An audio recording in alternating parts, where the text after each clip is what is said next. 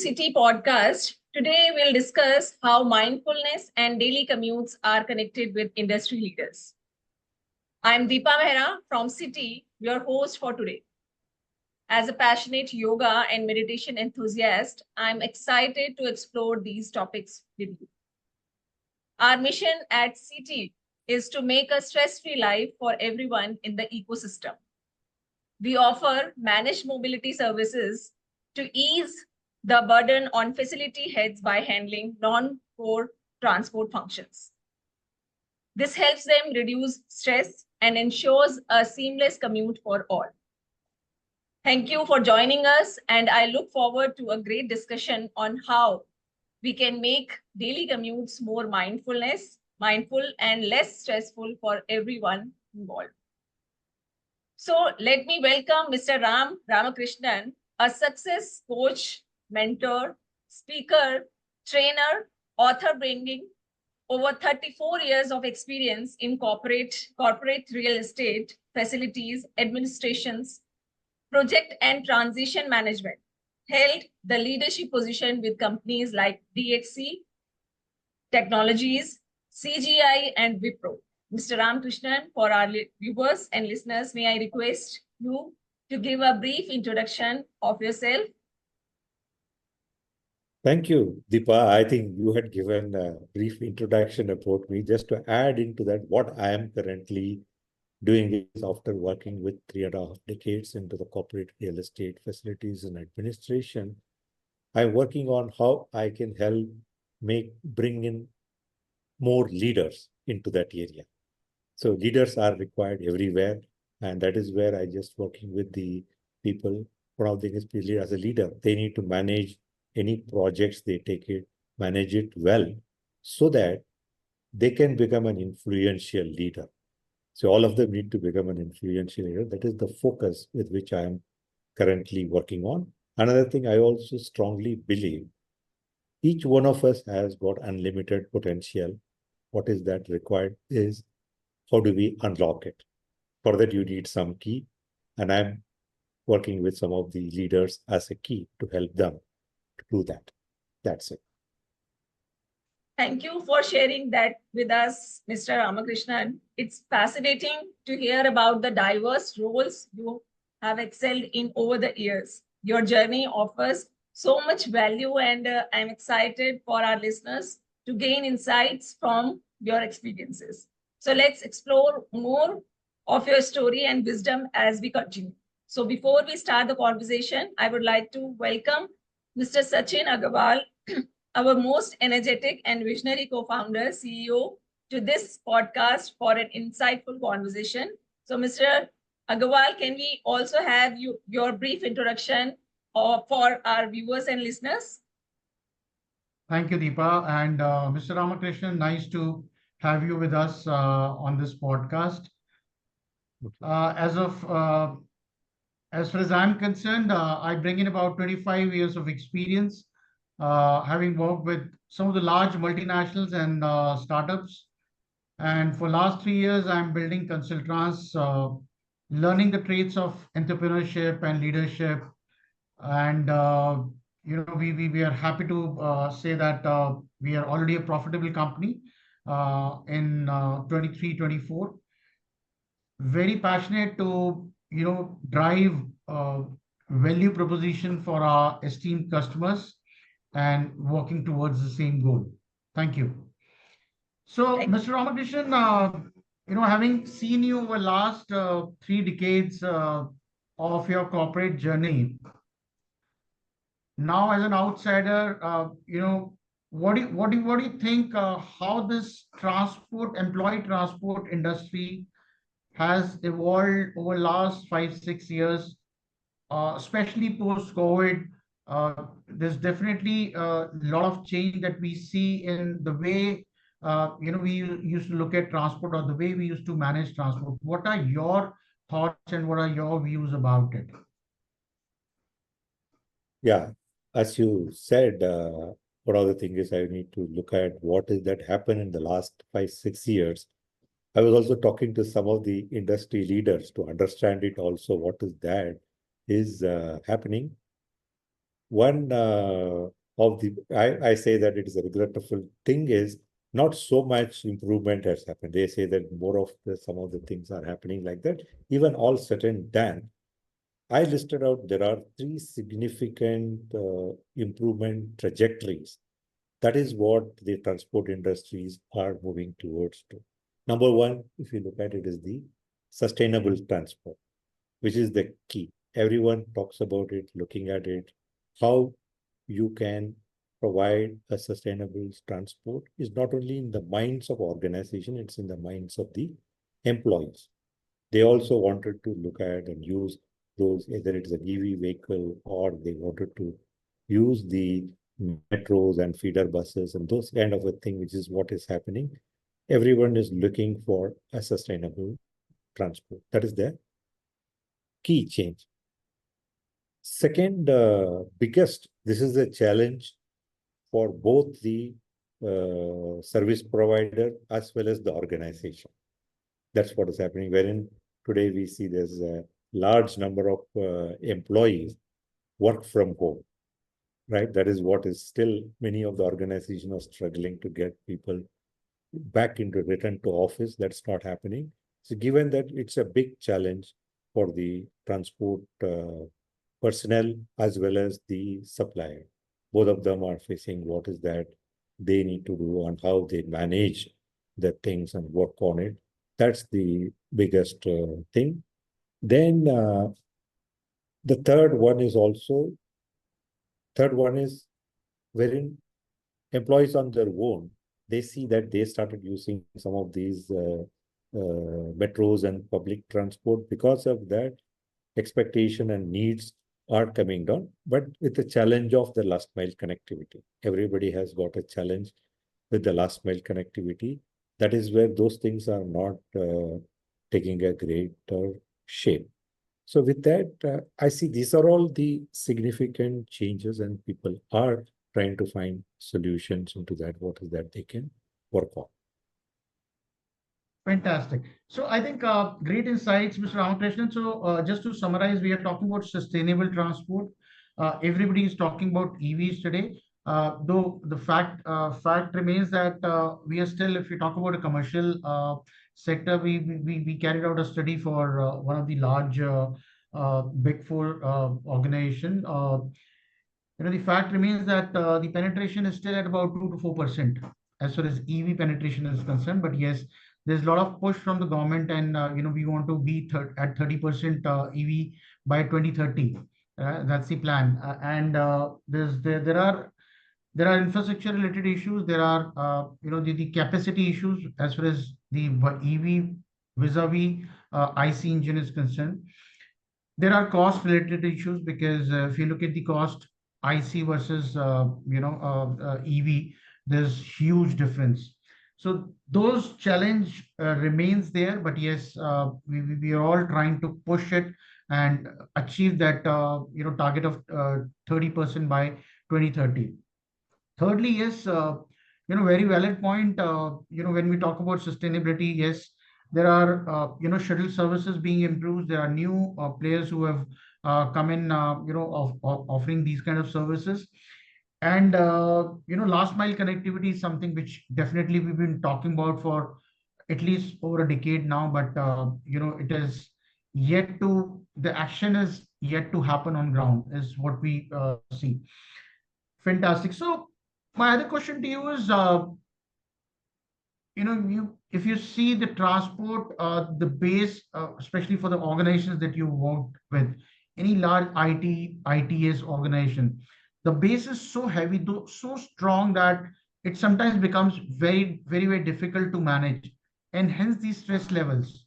So, what are your thoughts around these stress and levels involved for facility leaders who are managing these large workspaces and large transport operations with these organizations? See, when you talk of stress, it's not only transport. Anything you do it, there is going to be a stress. Any job, any project, for that instant, it is a stress. What they do, one of the thing is, our guys, transporter, we need to start benchmarking. what other people are working and what is that they are doing. If you look at when a software project, they do a complete project management. We need to look at our transport operations as well as the project, how we will manage. Here also you see every ingredients are there. There is a client, which is our internal customer or external customer, they are there. And you are the person as a service provider. Maybe these guys are transport provider. They need to look them as they are the developer and they are enablers of the productivity for the people. That mindset changes to come in. Definitely you need to look at always when I was working in corporate, people used to say that the transport admin facilities is a thankless job. First thing is, I erased that part of it. I told them, nothing is a thankless job. You need to look at, you are there, you required for perform certain kind of a task. One is you need to look at how do I plan and execute the things very well. The moment you start everything as a project, wanting to deliver, systemize it, there is a process orientation you need to bring in. Then as a transport, as an industry for the facilities admin, still, I see that this adoption of technology is very slow. It should happen much, much faster, and we need to use technology as much as possible. So that is where it becomes an important thing, and they need to look at. Another important factor is we need to start looking at, we are doing a customer service, right? Each one of us, either the transport service provider or the internally the people in the managing the transport. See, because of the customer exists, my job exists there. If they are not there, I'm not going to be there. If I start looking at that, you start looking at how do I provide a satisfied service to the people. If you start looking at that, you will be able to reduce your stress level to a large extent. Everything has got a stress, but you need to look at the ways and means to do that. And I'm happy to know that you are doing certain things for the people well-being of the people. So way back, I remember when I was working in some of these companies, Wipro and some other companies, we started for the drivers restroom so that they can, during the time when they are not driving, they can take some kind of a rest. They have the thing, and that's what has happened. So that's where we need to bring in, so that how do we bring in that wellness, basically the awareness to them, so that they are get to know about it, so that they practice it, start practicing it some smaller way, and they see the benefit of that. So that's what has to be done as my view, and all of them need to look at, as I said, it's a project, there is a customer is there, I'm delivering the requirements, and how do I look at, use those technologies and other things, whatever the new one which is coming in, that becomes part of your unlearning. You need to start unlearn some of those traditional methods, start learning something which will fit into the current day requirement. Fantastic, great insights. So I really like the perspective. They are not employees; they are your customers. As an FM leader, you have to start looking at them as customers, internal customers. And when that mindset change happens, I think this don't feel the stress managing this activity. That's very important, and that mindset change is something which is required. And with the influx of technology in the last over a decade, I think there are a lot of technology and advancements have happened, which has really resulted in managing this piece more conveniently, or uh, things are more process driven, which was not the case earlier. And so hence, so as Consulttrans, our objective at Consulttrans is also, when we started in 2021, 3 years ago, we are not here to offer X number of vehicles. Our objective here is to ease the burden of a facility lead, right? Who are managing fairly large portfolio of handling these so many employees, maybe 5, 10,000 employees at a site. That's the size of operations that we're talking about. And other, be it FM, be it security, so as we all know, a facility head wears multiple hats, besides transport. So we take over the transport operations, right? While FM leader focuses on other core jobs, right? And since it is an SLA based operations, we commit certain optimization and certain SLAs, in terms of OTA, OTTs, what is it that we can achieve and how we can better the experience of an employee. And without an involvement of these leaders, in a daily operations, without any such involvement, we are able to achieve that for many customers. Fantastic. So, having spent more than 3 decades in the corporate journey, and now, your entrepreneurship journey for last 5 years. So, how do you feel? I mean, what is the change that you feel? 35 years corporate life and now 5 years with this entrepreneur journey. What is the change that it has brought to you? Yeah, that's a good question.